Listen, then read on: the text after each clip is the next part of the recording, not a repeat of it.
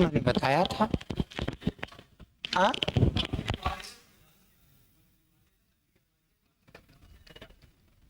ठीक। तो नेहरू कमेटी पे बताया कुछ नहीं है, कुछ बताया था। कुल मिलाकर उसमें 87 आर्टिकल थे नेहरू कमेटी की रिपोर्ट में। सरल भाषा में कह लें कि जो भी भारतीय संविधान का पार्ट 3 यानी मूल अधिकार है, जो भी पार्ट 4 यानी सरकार के जो कर्तव्य हैं, डीपीएसपी हम बोलते हैं, सब यहीं से लिया गया।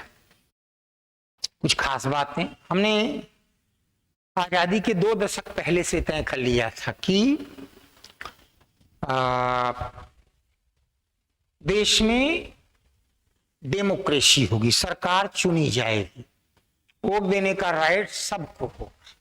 इसमें कोई भी डिस्क्रिप्शन हम नहीं करेंगे कि इनके अंग्रेजों के जमाने में इनके पास संपत्ति है, वोट दे सकते हैं, संपत्ति नहीं दे सकते। पुरुष स्त्री अमीर गरीब सबको वोट देने का अधिकार होगा, बिना किसी जाति धर्म भाषा प्रांत के भेदभाव के।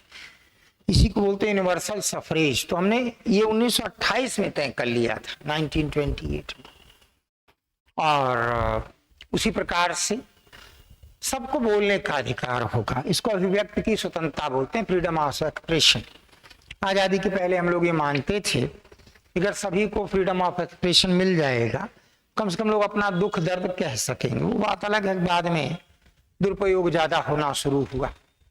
उसके बाद निःशुल्क प्राथमिक शिक्षा देंगे, विदाउट फी प्राइमरी एजुकेशन, ये हमने तभी तय कर लिया था।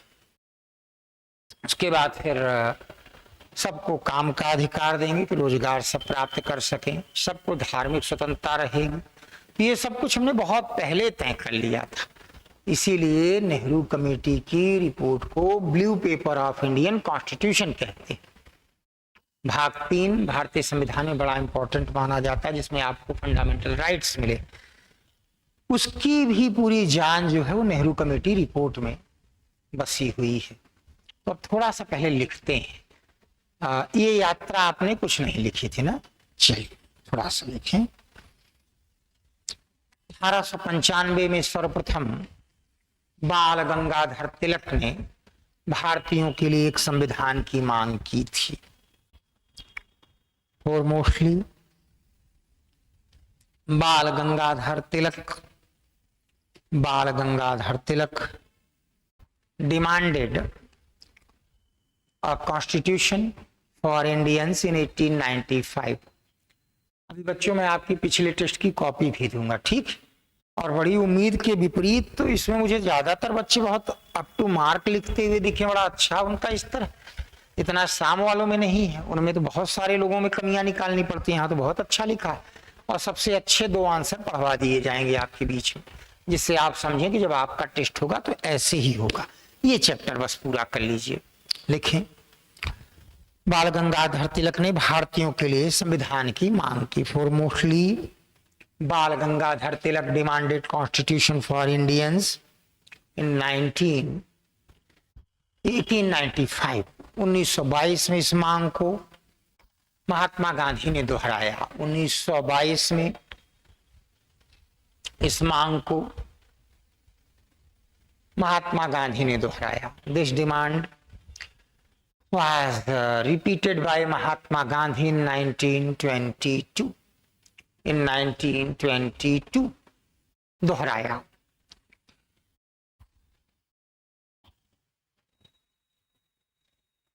एक दल के रूप में सबसे पहले स्वराज पार्टी ने यह मांग रखी थी। और mostly this demand was put up by Swaraj Party as a party,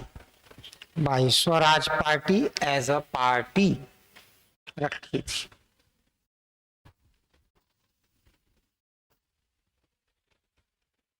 परंतु जब साइमन कमीशन का गठन हुआ, but when Simon commission was set up, Simon commission का गठन हुआ तो उसमें एक भी भारतीय को नहीं रखा गया, एक भी भारतीय को नहीं रखा गया। No single Indian was kept in it. No single Indian was kept in it. यह हास्यास्पद था. It was ridiculous. यह हास्यास्पद था क्योंकि कमीशन का उद्देश्य भारत में संवैधानिक सुधारों के लिए सुझाव देना था. क्योंकि कमीशन का उद्देश्य भारत में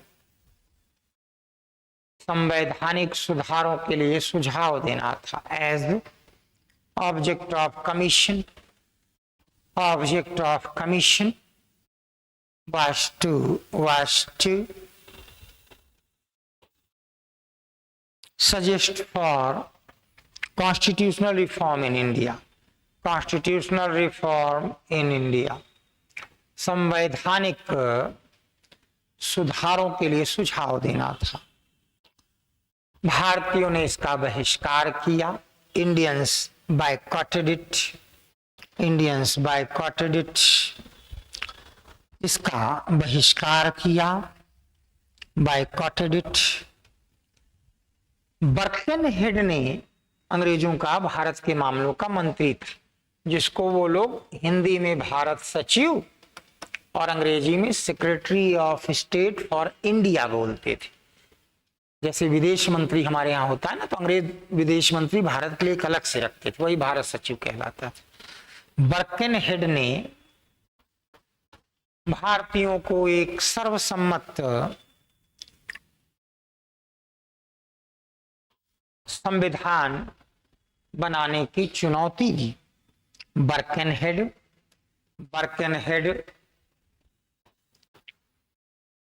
challenged Indians to draft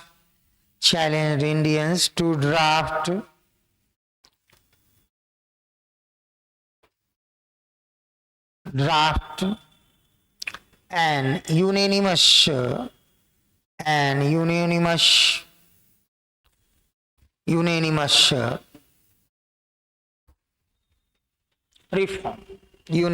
reform. Heading डाल लीजिए, ये अलग से प्रश्न आएगा मेंस में. नेहरू रिपोर्ट.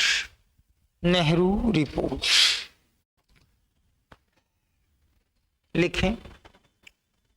मोतीलाल नेहरू की अध्यक्षता में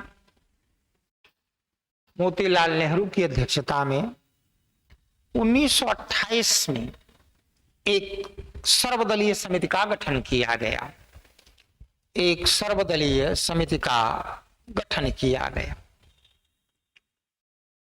An all-party committee headed by Motilal Nehru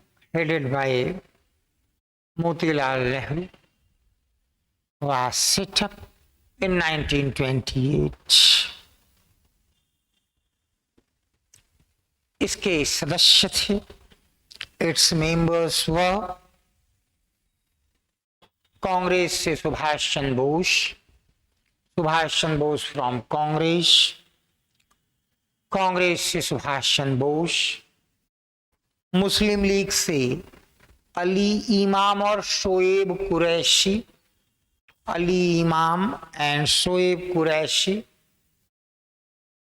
from Muslim League. Hindu Mahasabha से एम आर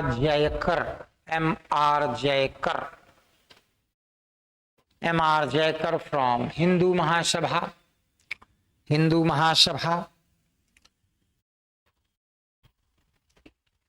लिबरल फेडरेशन से तेज बहादुर सप्रू फ्रॉम लिबरल फेडरेशन. श्रमिक वर्ग से from liberals Narayan Malhar Joshi, NM Joshi.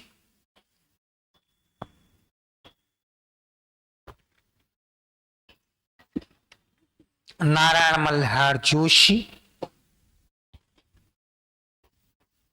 दलित वर्ग से GR Pradhan from depressed classes. Depressed classes, Sikh संप्रदाय से Sardar Mangal Singh, Sardar Mangal Singh from Sikh community, from Sikh community. Nehru report में, नेहरू रिपोर्ट में कुल 22 अध्याय, चैप्टर और 87 आर्टिकल थे, अनुच्छेद। There were 22 chapter and 87 articles in Nehru report. 87 articles in Nehru report. इसकी कुछ प्रमुख सिफारिशें इस प्रकार थी। इट्स अ फ्यू, अब पॉइंट्स में लिखिएगा। Recommendations were, it's a few recommendations were, Bharat को प्रभुसत्ता दी जाए, यानी अंग्रेज हमें आजादी दे, भारत को प्रभुसत्ता दी जाए। Sovereignty should be given to India, should be given to India.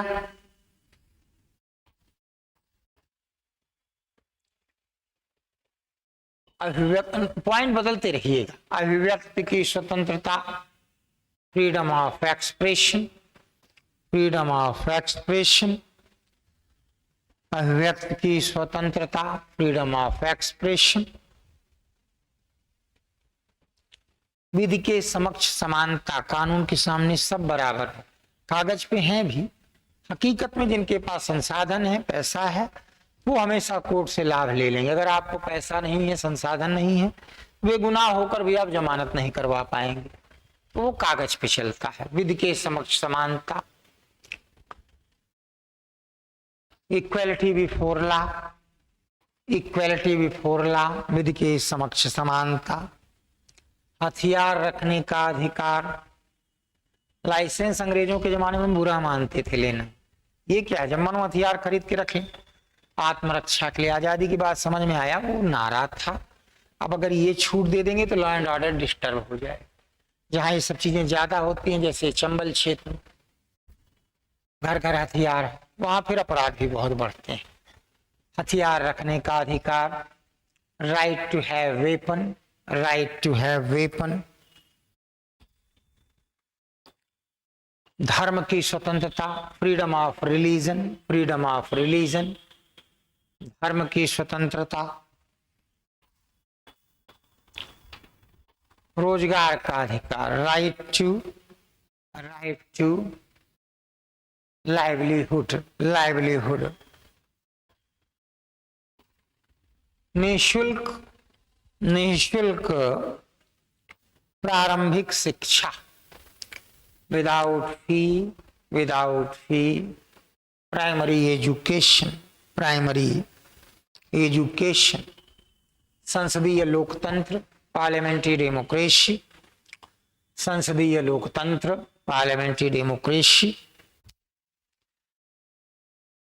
सार्वभौमिक मताधिकार, यूनिवर्सल सफरेज, 18 के ऊपर होगा तो सब वोट डाल सकते हैं, कोई रिस्ट्रिक्शन किसी पर नहीं। सार्वभौमिक मताधिकार, universal suffrage, universal suffrage.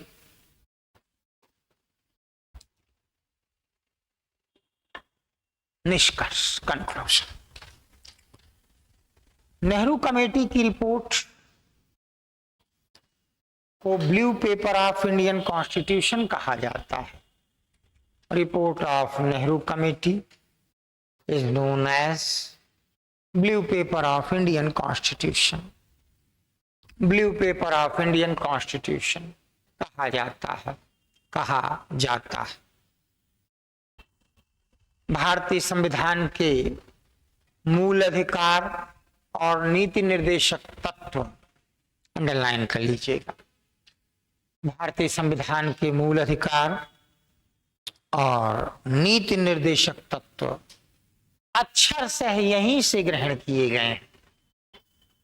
Fundamental rights and Directive principles of state policy.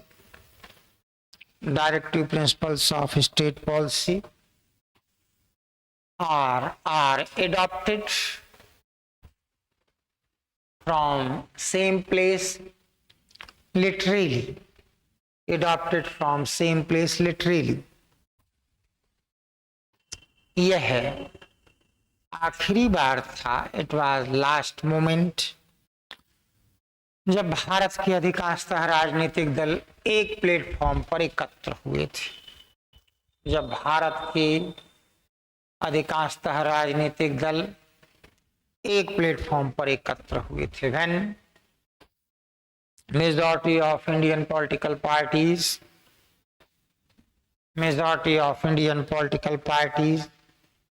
were united on same platform,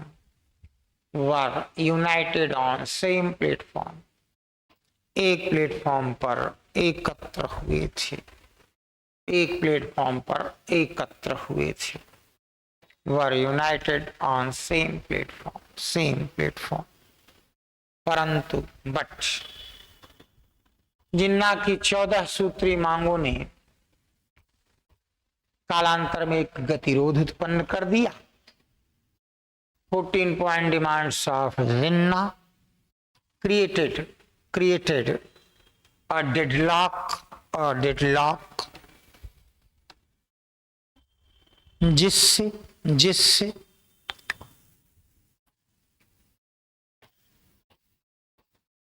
Nehru committee की रिपोर्ट को कार्यान्वित नहीं किया जा सका, ड्यू टू विच तत्काल कार्यान्वित नहीं किया जा सका, ऐसे लिख लीजिएगा, due to which Nehru committee report couldn't be implemented immediately। ठीक, तो ये इसके बाद भारत के संविधान की दिशा में हम कहाँ बढ़े मैं भी बाद में बताऊंगा। जो टेस्ट हुआ था उसमें आपको कुल 2 क्वेश्चन दिए गए थे। एक क्वेश्चन रखा गया था कि साइक्लोन और टॉर्नेडो में क्या अंतर है। ज्यादातर बच्चों ने सही बताया है, बस कुछ बच्चों ने पिक नहीं बनाई है, दोनों की पिक बनानी है। और एक क्वेश्चन जो था उसमें वो ये रखा गया था कि हिमालय कौन कौन से संकट का सामना कर रहा है। कुछ बच्चों ने बड़ा अच्छा किया, प्राकृतिक संकट और मानवीय संकट, natural crisis and human crisis, 2 अलग कैटेगरी लिख के फिर हेडिंग डाल के सारी बात बताई। कुछ बच्चों ने बाकायदा बीच बीच में हेडिंग डाल के एग्जामिनर का काम आसान किया है, वैसे लोग ज्यादा नंबर पाते ही। अगर आप सारी चीजें ऐसा लिख रहे हैं कि पहली बात तो कोई छूट नहीं रही, दूसरी बात है कि एग्जामिनर की निगाह में तुरंत आ रहा, तो आपको नंबर निश्चित तौर पे अच्छे मिलेंगे। अगर उसको खोजना पड़ा, काट पीट ज्यादा है तो दिक्कत हो जाती है। जिसको 60% किसी क्वेश्चन में मिला है, आयोग उससे ज्यादा ही देगा, ये अभी ध्यान रखिए। इससे कम मिला है अगर तो अभी प्रयास जारी रखने। अगर 59.5 है तो इसका मतलब कोई एक आध लाइन आपने मिस की है, जो आपको क्लास में बताई गई थी, इसलिए आपके एक आध लाइन को ही नंबर कटे। तो मैं आपकी आंसर शीट दे रहा हूं, 2 सबसे अच्छे आंसर पढ़ लिए जाएंगे। प्रतीक्षा, देखिए इस बच्ची के लिखने का तरीका, बस अब इसको प्री पे खूब मेहनत कर लेनी है कि प्री निकल जाए तभी तो मेहनत देंगे भाई। तो लिखने का तरीका 2 अलग अलग टेबल बना दिए, टॉर्नेडो अलग, साइक्लोन अलग। उसके बाद कंक्लूजन अलग से पूरा लिख दिया है, चित्र अलग बना दिए। अगर ये दोनों चित्र वहीं टेबल के नीचे यहां बन गए होते तो और बेहतर होता है, और फिर कंक्लूजन आ जाता। ऐसे ही फिर हिमालय के चैलेंजेस, तो इस बच्ची ने देखिए हेडिंग डाल डाल के सारे चैलेंजेस की को कैटेगराइज कर दिया है। एग्जामिनर के पास कोई ज्यादा मेहनत करने के लिए बचा ही नहीं, सब चीज आंखों के सामने तुरंत मिल जा रहे हैं, पूरे नंबर मिलेंगे।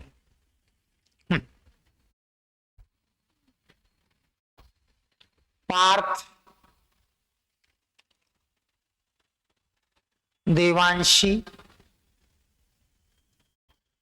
बेटा राइटिंग आपकी अच्छी है, बस थोड़ा बहुत ज्यादा करली करने से बचिएगा, ठीक है। जैसे ये रीजन्स में थोड़ा सा जी को और सामान्य कर दीजिए। राइटिंग अच्छी, इसका फायदा बहुत मिलता है। इस बच्ची ने भी वही सब काम किया है, बाकायदा जो है एग्जामिनर के काम को काफी आसान कर दिया है। तो अगर आपने काम को आसान कर दिया है तो नंबर मिलेगा। लेकिन ये देखिए, जैसे हिमालय का एक थोड़ा सा पिक भी डाल देती तो अति उत्तम होता। ऐश्वर्य,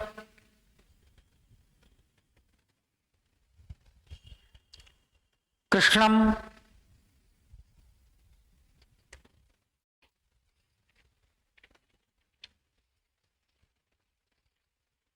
जिसमें 60 मिले हैं बस उसी को फॉलो करते हुए, जिसमें कम मिले हैं देखना है। आन्या,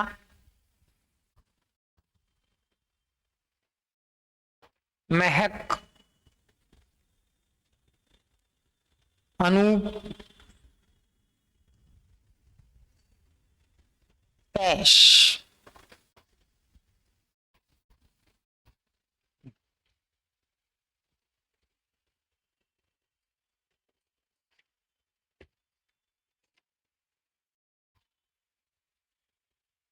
दोनों में 60 किनको किनको मिले हैं? आप तीनों को, आप पांचों को, शाबाश। अब समस्या ये आएगी कि पढ़ने 2 क्वेश्चन हैं। ये तो अच्छी बात है कि ज्यादा बच्चों को मिले। तो ऐसा करते हैं कि एक कोई हिंदी का, एक कोई इंग्लिश का, एक अच्छे क्वेश्चन पढ़ डालें, ठीक है। एक आप पढ़ डालिए, एक आप पढ़ डालें, शेष को अगली बार मौका मिल जाएगा, ठीक है। हम्म।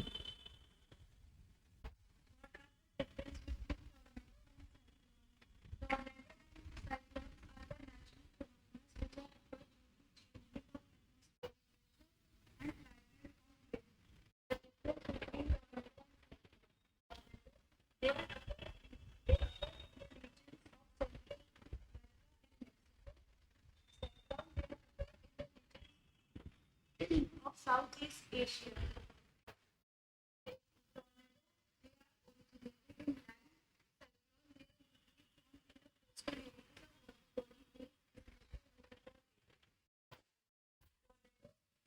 Small region has been used in other direction from the cyclone pattern.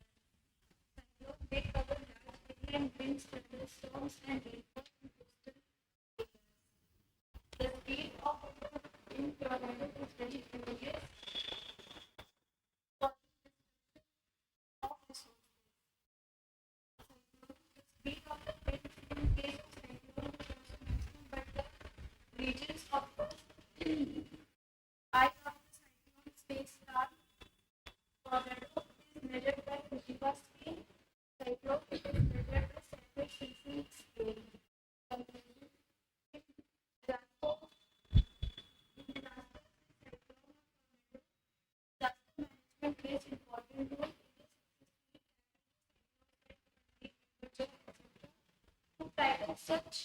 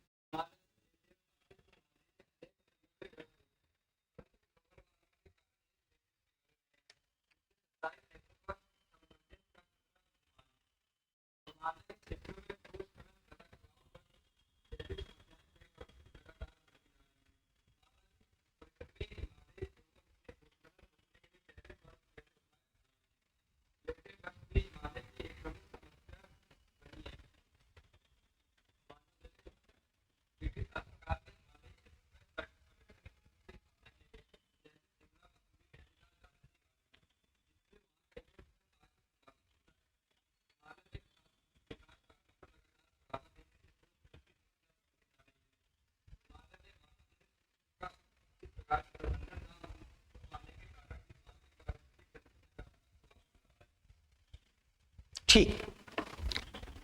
अब नेहरू कमेटी से लेकर संविधान सभा के गठन तक की कुछ बातें देखते। जिन्ना ने जब ये डिमांड रख दी तो एक ढंग से एक खल पैदा हो गया।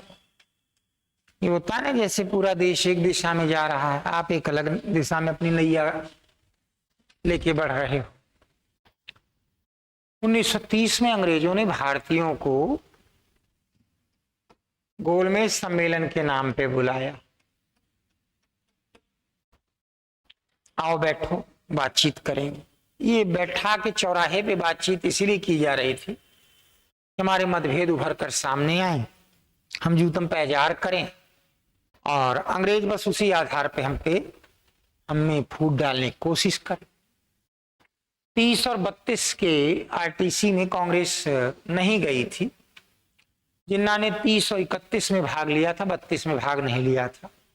ब्रिटेन की लेबर पार्टी ने 30 और 31 में भाग लिया था, 32 में भाग नहीं लिया था। इस समय ब्रिटेन का प्रधानमंत्री रैमजे मैकडोनाल्ड था। 32 वाले गोलमेज सम्मेलन में उसको अपनी पार्टी से निकाल दिया गया था, लेबर पार्टी से। इनमें सभी ने अपने अपने एजेंडे उठाए। पहले मिलकर आप बड़ी समस्याएं सॉल्व कर लो, उसके बाद सिर्फ छोटी छोटी चीजों पे निपटारा खुद ही हो जाएगा। तो वहां सबके अलग अलग एजेंडे चलते थे। जिन्ना ने अलग मांग रखी, डॉक्टर अम्बेडकर ने अलग मांग रखी, रियासतों की अलग डिमांड थी। अब अंग्रेजों के पास कहने को ये था। 1931 की गोलमेज सम्मेलन में कुल 31 लोग गए थे। कांग्रेस से अकेले गांधी जी थे, यद्यपि मदन मोहन मालवीय, सरोजनी नायडू, एनी बेसेंट को व्यक्तिगत तौर पे अंग्रेजों ने बुलाया था। तीनों पहले कांग्रेस अध्यक्ष रह चुके थे। तो उस परिस्थिति में अंग्रेज बोलते थे गांधी जी से, आप अकेले ये कह रहे हो, 30 लोग ये कह रहे हैं। अब इसको ध्यान रखिएगा, कोई 37 वाले चुनाव तभी हुए नहीं थे कि गांधी जी बता सकें कि वो 30 मिलकर भी उतनी जनता का आधा भी प्रतिनिधित्व नहीं कर पाते हैं जितना का मैं अकेले करता हूं। लेकिन चुनाव होंगे तब पता चलेगा 37 में ना, जब 11 में से 8 राज्यों में कांग्रेस सरकार बना लेगी। और हिंदुओं को समय ऐसे था, हिंदुओं के लिए अलग सीटें, मुस्लिमों के लिए अलग सीटें। हिंदुओं के लिए जो सीटें रिजर्व की गई हैं उसमें 3/4 अकेले कांग्रेस जीतेगी। सब गांधी जी के ही नाम पे तो जीत रहे थे।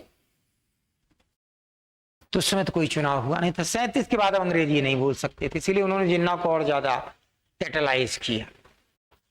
तो 45 के चुनाव में 2 ताकतें आ गए थे। अंग्रेजों ने अपने समय में 2 बार चुनाव कराए थे। 1937 में विधानसभा के चुनाव हुए और 1945 में विधानसभा चुनाव। इसमें कांग्रेस ने चुनाव तो जीते थे, ये सरकार कहीं नहीं बनाई थी। इसमें चुनाव जीत के 8 राज्यों में सरकार बनाई थी। तो ये 2 बार चुनाव हुए थे। अब गोलमेज सम्मेलन से अंग्रेजों ने एक निष्कर्ष लिया कि इनके बीच इन मुद्दों को लेकर फूट डाली जा सकती। 1932 में रैमजे मैकडोनाल्ड ने अपने कुछ सुझाव प्रस्तुत किए। उन सुझाव में फूट का प्रावधान भी था। जैसे अब तक जिनको अल्पसंख्यक कहा जाता था, डॉक्टर BR अम्बेडकर ने अपने लिटरेचर में अनुसूचित जाति को अल्पसंख्यक ही बार बार कहा। उनको फिर दलित वर्ग कहा जाने लगा। अब उनको SC का नाम दिया गया, शेड्यूल्ड कास्ट। उनके लिए अंग्रेजों ने कहा कि सेपरेट इलेक्टोरल सिस्टम होगा। वो हिंदू में नहीं माने जाएंगे, बल्कि उनकी अलग सीट होगी, वहां वही वोटर होंगे, वही कैंडिडेट। अंग्रेजों की फूट डालो राज करो की नीति का एक बड़ा चारा ये, जबकि इस वर्ग के अधिकांशतः लोग गांधी जी से कनेक्ट करते थे। ये लोग गांधी जी के साथ ऐसे जुड़े रहे। 1945 के चुनाव में 151 सीटें अनुसूचित वर्ग के भाइयों को मिली, जिनमें से 142 अकेले कांग्रेस को मिली थी। लगभग स्वीप। इतनी बड़ी सफलताएं कभी नहीं मिलती हैं किसी को राजनीति में। अंग्रेजों ने चुनाव कराए थे। अच्छा, एक बात थी, चुनाव अंग्रेज ईमानदारी से लगता है करा देते थे। अगर आज की स्थिति होती तो इसमें से 2 डिजिट तो गायब, लेकिन वो चुनाव ईमानदारी से करा देते, नहीं हेरफेर नहीं कर सकते थे, नहीं किया उन्होंने। तो उस कंडीशन में गांधी जी ने कहा ये आप हिंदू समाज को बांट रहे हो। एक अनशन की, आप सब जानते हैं, पुणे में यरवदा जेल में, फिर वहीं एक समझौता हुआ, 23 नेताओं के हस्ताक्षर, 23 नेताओं। इसमें गांधी जी के हस्ताक्षर नहीं। ये कहा गया कि कुछ अनुसूचित जाति के प्रमुख नेता हस्ताक्षर कर दें, कुछ शेष हिंदू समुदाय के नेता हस्ताक्षर कर दें, जिसमें आजकल का so called unreserved, so called OBC, और कुछ अनुसूचित जाति के नेता हस्ताक्षर कर दें। शेष हिंदू समुदाय जिसमें अनरिजर्व्ड ओबीसी था, उनकी तरफ से मदन मोहन मालवीय को पहला हस्ताक्षर करने को कहा गया, और अनुसूचित जाति की तरफ से डॉक्टर अंबेडकर, एमसी राजा को कहा गया। एमसी राजा उस जमाने में अनुसूचित जाति के एक बड़े नेता माने जाते थे। इसमें यह रखा गया कि अलग से एक समुदाय नहीं माना जाएगा, हिंदू समुदाय का हिस्सा रहेगा। हिंदू समुदाय के लिए जो सीट्स आरक्षित की गई हैं, उनमें से 147 सीट इनके लिए रिजर्व की जाएंगी, जहां कैंडिडेट अनुसूचित जाति से होगा, वोटर पूरा हिंदू समुदाय से होगा। तो करीब करीब हिंदू समुदाय की 1100 सीटों में से लगभग 150 सीटें अनुसूचित जाति को ऐसे दी गई। आजादी के बाद इसी को अनुसूचित जाति को 84 लोकसभा सीट और जनजाति को 47 लोकसभा सीट का रिजर्वेशन ये कह के कंटिन्यू कर दिया गया है, अभी तक वो चल रहा। फिर अंग्रेजों ने 1935 में भारत शासन अधिनियम प्रस्तुत किया। ये अंग्रेजी जमाने का सबसे बड़ा कानून था। इसमें 8 शेड्यूल और 301 आर्टिकल, 21 आर्टिकल थे। इसके 250 आर्टिकल हूबहू भारतीय संविधान में स्वीकार किए गए। भारतीय संविधान में इसके कौन कौन से लक्षण हैं? जैसे भारत में संघ की स्थापना की गई, केंद्र सरकार और नीचे राज्य सरकार, वो इसमें भी था। उसी प्रकार से सुप्रीम कोर्ट, वो इसमें भी था, वो लेकिन तब उसका नाम था फेडरल कोर्ट। ये 37 तक आ भी गया था। तो 4 भारतीयों को भी इसमें जज अंग्रेजों ने अगले 10 साल बनाया, 4 भारतीयों। उसके बाद सीएजी, ये नाम नहीं था, auditor general of India. Emergency का प्रोविजन जो आज भी अनुच्छेद 352, 56 और 60 में मौजूद है। तो हमने इस तरीके से करते हुए इसके खूब प्रावधान ग्रहण किए। फिर सेकेंड वर्ल्ड वार चलने लगा। अंग्रेजों को हमारी मदद की जरूरत थी। चंदा के द्वारा पैसा ले लेते थे, सैनिक तो बहुत मिल जाते थे। गरीब देश था जो 2 जून की रोटी के बगैर मर रहा हो। 2-4 लाख सैनिक की भर्ती करा पाना उस देश से बहुत आसान काम था। अभी लोग जो बोलते हैं ना 20,000 अग्निवीर को दिया जाता है, शहीद का दर्जा नहीं देते हैं। अग्निवीर की भर्ती में भी लाइनें लगती है, और विश्वास करिए कि अगर कह दिया जाए वहां चलो अच्छा खाना मिलेगा, सिर्फ 10,000 दें, रिटायर होंगे तो सिर्फ 10 लाख दें, और 4 साल नौकरी करनी है। तो विश्वास करिए इतनी भीड़ फिर भी जुटेगी।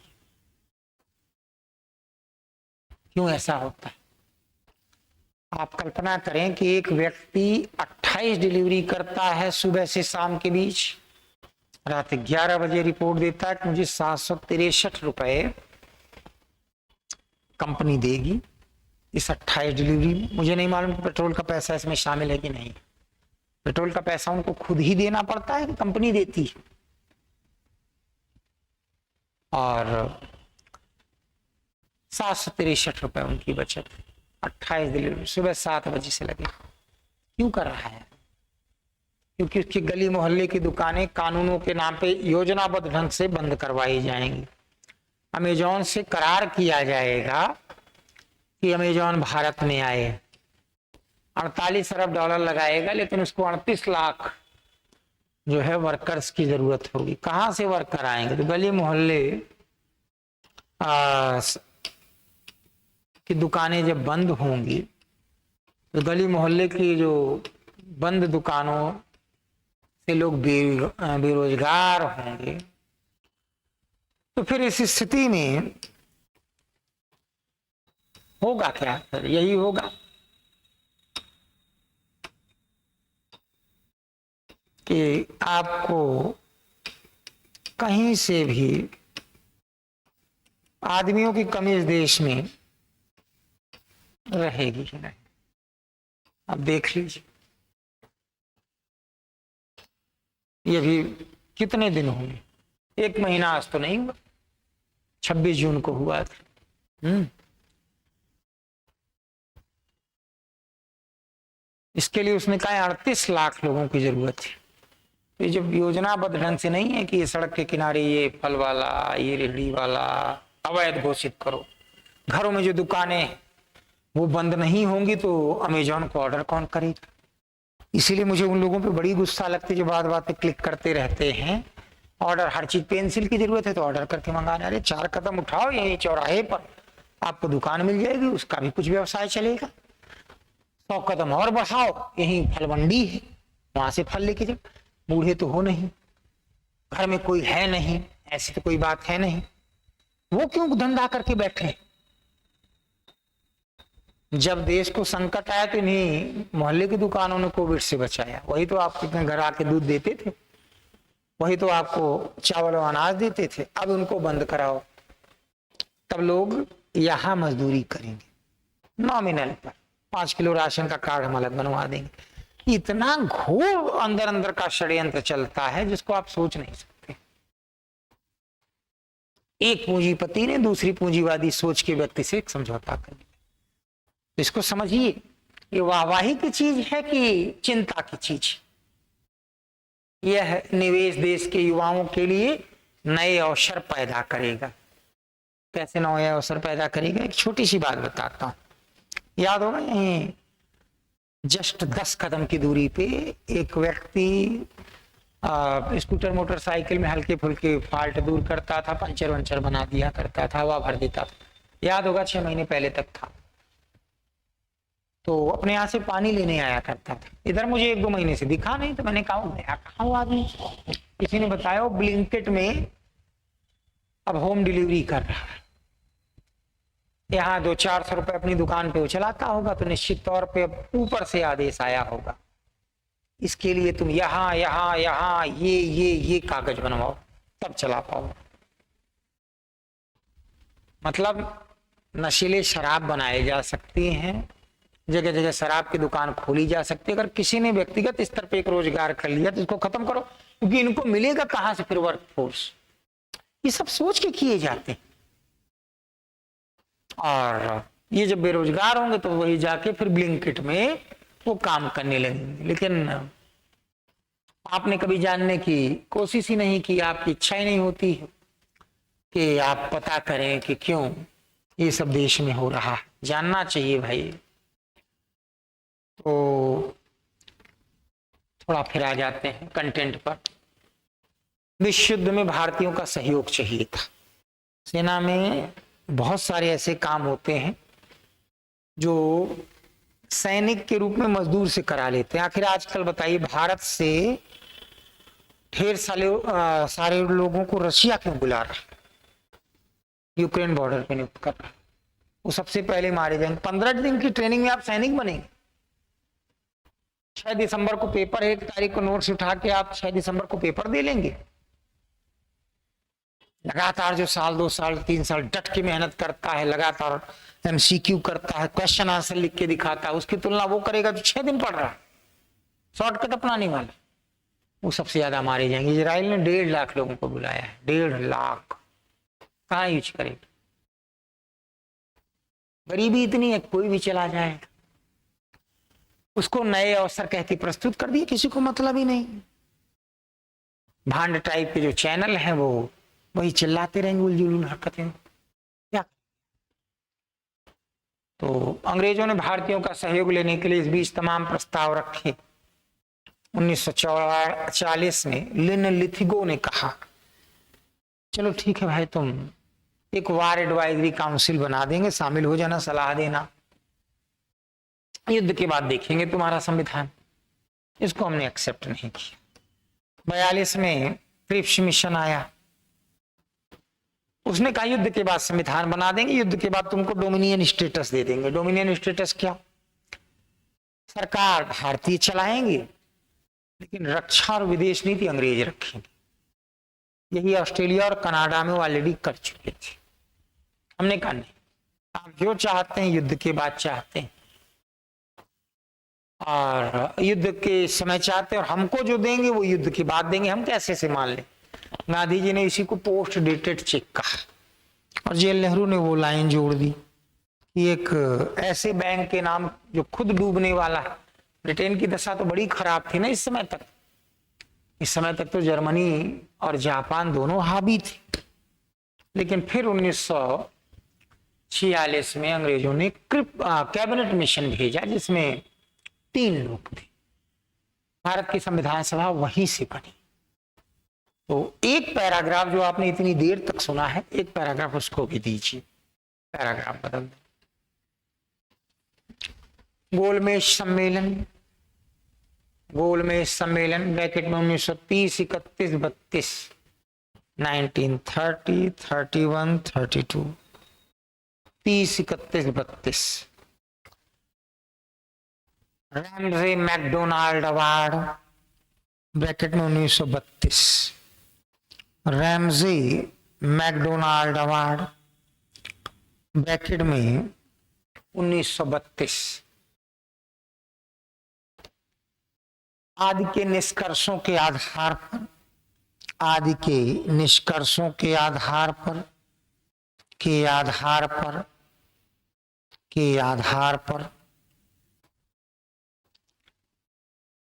1935 का भारत शासन अधिनियम लागू किया गया। 1935 का भारत शासन अधिनियम लागू किया गया। Government of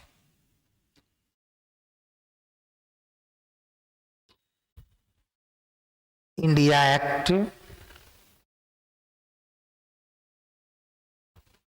was implemented। Bharat शासन अधिनियम 26 जनवरी 50 तक लागू रहा। भारत शासन अधिनियम 26 जनवरी 50 तक लागू रहा।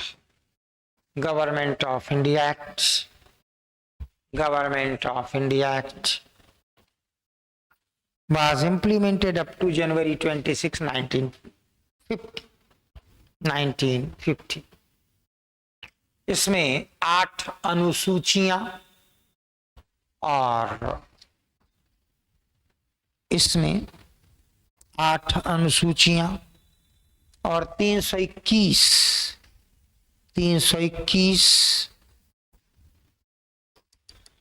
अनुच्छेद थे। देयर वर 8 शेड्यूल and 321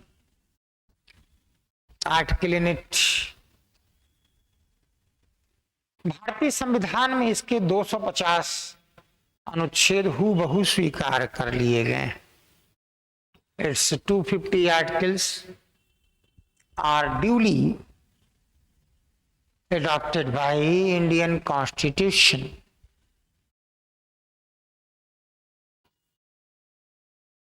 भारतीय संविधान में इसके 250 अनुच्छेद हूबहू स्वीकार कर लिए गए।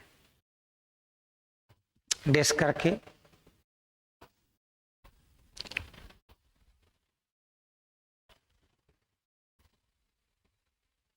सुप्रीम कोर्ट फेडरल कोर्ट के रूप में भारत शासन अधिनियम द्वारा ही स्थापित किया गया था।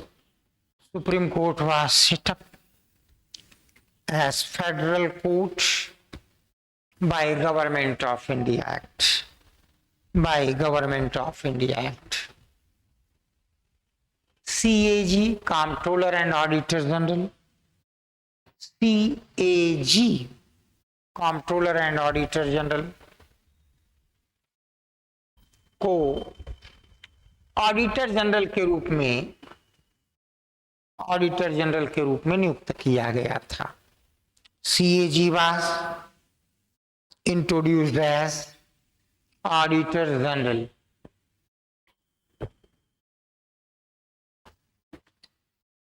के रूप में नियुक्त किया गया था, के रूप में नियुक्त किया गया था। अगला पॉइंट बदलते रहिएगा, जितना आप क्लियर कर देंगे चीजों को एग्जामिनर उतना ही अच्छे नंबर देगा। अगला, आपातकाल का प्रावधान। आपातकाल का प्रावधान इसी से लिया गया है। Emergency provisions are adopted from government of India act. Government of India act इसी से लिया गया है, लिया गया है।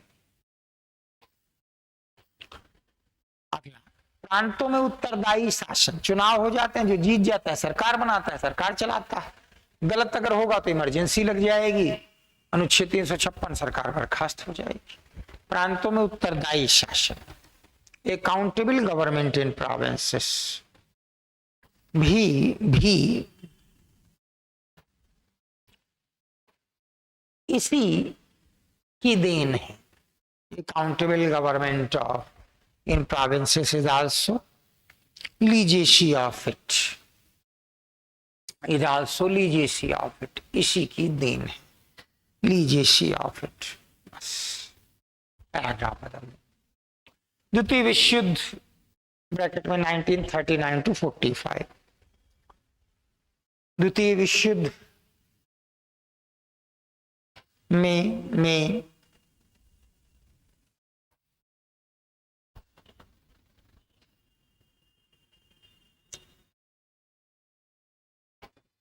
अनेक ऐसे प्रस्ताव रखे गए जिनसे भारतीय संविधान सभा के गठन की राह खुली, जिनसे भारतीय संविधान सभा के गठन की राह खुली।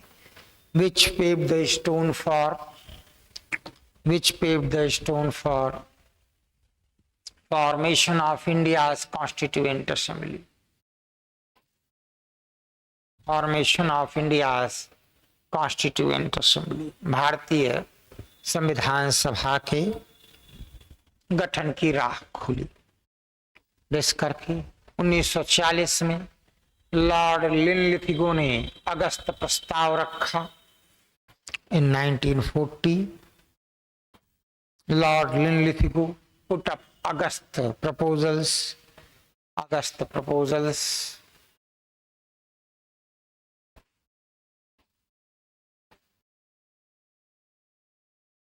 1942 में क्रिप्स मिशन ने भी युद्ध के बाद संविधान सभा के गठन की बात कही। In 1942, Cripps mission also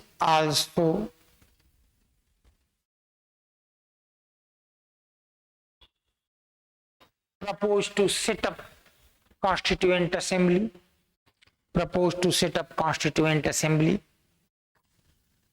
after World War। 1945 में लॉर्ड वेवेल ने कुछ प्रस्ताव रखे। In 1945, Lord Wavell put up a few resolutions।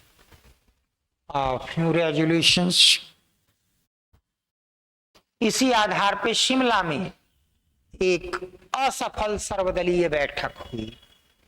इसी आधार पर शिमला में एक असफल सर्वदलीय बैठक हुई। On behalf of it, an unsuccessful all-party meeting was executed at Simla। बस ठीक, फिर से हेडिंग डाल लीजिए, कैबिनेट मिशन, मार्च 1946। युद्ध खत्म हो चुका था, ब्रिटेन आपस में उलझा था, ब्रिटेन के सामने कुछ भी अच्छा नहीं था, लड़ाई में बड़ा पैसा खर्च हुआ था। अब या तो दुनिया के तमाम ऐसे देशों में जो है वो अपने साम्राज्य को बनाए रखने में ढेर सारा धन खर्च करे और या कुछ नया सोचे। तो उसने एक कैबिनेट मिशन भेजा। पैट्रिक लॉरेंस वहां के कैबिनेट के सब तीनों ही सदस्य थे। पैट्रिक लॉरेंस इसके अध्यक्ष थे। स्टेफर्ड क्रिप्स और एवी अलेक्जेंडर दो अन्य सदस्य थे। भारत के नेताओं से अलग अलग सबसे बात की, फिर उसने अपना रेजोल्यूशन प्रस्तुत किया, प्रस्ताव। उसको भारतीयों ने स्वीकार कर दिया। कांग्रेस को वो पसंद नहीं था। लीग शुरू में मान रही थी, लेकिन बाद में लीग ने भी मना कर दिया। इसका सबसे महत्वपूर्ण प्रभाव क्या था वो ये देख लीजिए। इसका सबसे महत्वपूर्ण प्रभाव था भारत एक संविधान सभा बनाएगा। तो हमारी संविधान सभा इसी कैबिनेट मिशन के रेजोल्यूशन से सामने आई, इसी के प्रपोजल से सामने आई। इसमें कहा गया कि हर 10 लाख की जनसंख्या पर एक सदस्य संविधान सभा में होगा। 39 करोड़ के आसपास जनसंख्या थी, तो कुल 389 मेंबर लिए जाए। जनता नहीं चुनेगी, ऐसे चुने जाएंगे। ये जो आप हरा हरा देख रहे हैं ये रियासतें थी। संख्या थी 565। नाम भर के लिए राजा थे। अपने अंदरूनी मसले खुद देखते थे। अंग्रेज नजर रखने के लिए रेजिडेंट रखते थे। बड़ी रियासतों में एक रेजिडेंट और छोटी छोटी सैकड़ों रियासतों के लिए एक अकेला पर्याप्त होता था, आईसीएस होता था कोई। और जो ये कलर है इसको क्या कहेंगे? इस कलर को ये जो कलर है इसको क्या कहा जाए?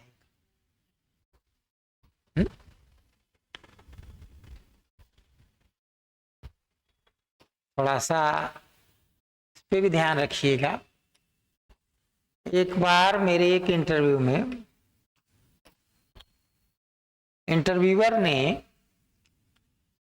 टाई का रंग पूछा था, टाई का कलर क्या। तो ये अरोमा जो है लेवेंडर, बता चुका हूं 100 बार आपको ये क्या होता है, कैसे बनता है, कहाँ यूज होता है, क्यों जोड़ देते हैं।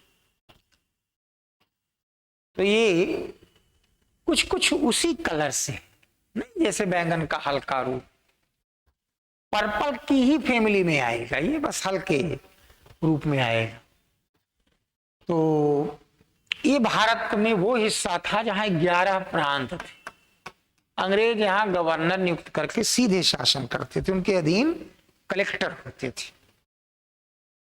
3/4 जनसंख्या इन प्रांतों में थी, जिनमें हम लोग सबसे बड़ी जनसंख्या वाला यूनाइटेड प्रोविंस नामक हमारा प्रांत था। 1/4 जनसंख्या इन रियासतों में थी। क्षेत्रफल 1/3 रियासतों के पास था, 2/3 प्रांतों के पास था। कहा गया कि 11 प्रांतों में अंग्रेजों ने चुनाव करवा दिए थे दिसंबर 45 में। तो विधानसभाएं थी, तो 292 सदस्य इन विधानसभाओं से चुन लिए जाएंगे, जैसे आजकल राज्यसभा का चुनाव होता है, एमएलए वोट डालते। 565 रियासतों से 93 सदस्य वहां के राजा मनोनीत कर देंगे। राजा चतुर थे, उनकी सत्ता बची इसीलिए रही है कि हर ताकतवर के सामने उन्होंने सिर झुकाया, चाहे वो मुगल हो, चाहे अंग्रेज हो, चाहे मराठा हो। और अब वो जान गए सत्ता कांग्रेस के हाथ में आएगी। उन्होंने तुरंत सिर झुका दिया और कांग्रेस से दोस्ती करके कहा कि आपका जिसको मन हो हमारे यहां से उसको मेंबर मनोनीत कर लीजिए। ये 292 सीटों के जो चुनाव हुए, इसमें कांग्रेस को 211 सीटें मिल गई थी, 211। ये ध्यान रखिएगा। और करीब करीब 73 सीटें जिन्ना को मिल गई थी, तो वो सिर्फ 8 सीट बची थी जो बाकियों में बट गई। तो आजादी तक 2 सबसे बड़ी ताकतें कौन सी थी? एक कांग्रेस, एक जिन्ना।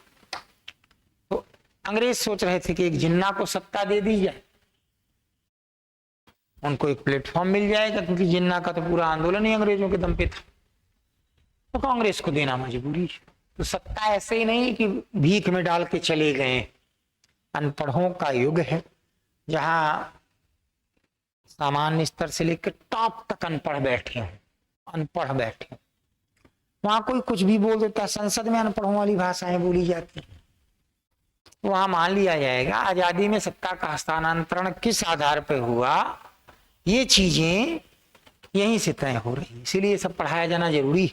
सबसे पहले तो इन सांसदों को पढ़ाना चाहिए, जो जितने बड़े पद पर है उसको सबसे पहले पढ़ाना चाहिए। सब अनपढ़, उन्होंने कागज पे कोई डिग्री ले ली है, 2-4 ने हो सकता है चुरा ली है, 2-4 ने फर्जी बनवा ली हो, बाकी उनके पास कोई जानकारी नहीं सत्ता हस्तांतरण हुआ कैसे।